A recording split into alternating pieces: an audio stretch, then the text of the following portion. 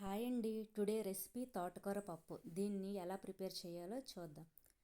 వీటి కోసం ముందుగా తోటకూరను బాగా కడిగి చిన్న చిన్న ముక్కలుగా కట్ చేసుకోవాలి.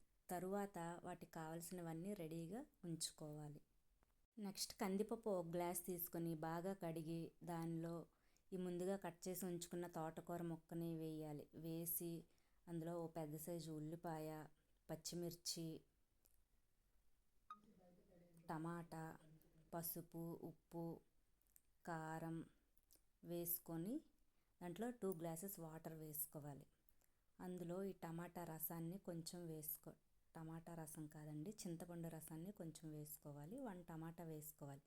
తర్వాత మూత పెట్టి స్టవ్ వెలిగించి పొయ్యి మీద పెట్టి ఒక 4 విజిల్స్ రానివ్వాలి.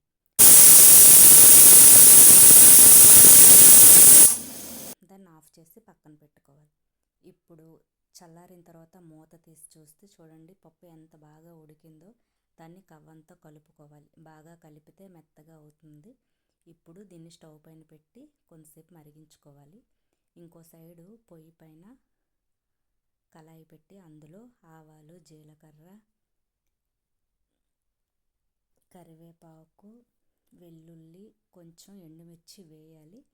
వేసి పోపంతా బాగా వేగిన తర్వాత ఆ మరుగుతున్న పప్పులో దీన్ని వేయాలి.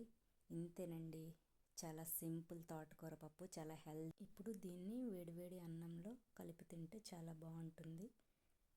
నెక్స్ట్ రెసిపీతో మళ్ళీ కలుద్దామండి. Bye bye. వీడియో నచ్చితే లైక్ చేయండి. మీరు ఒకసారి ట్రై చేయండి.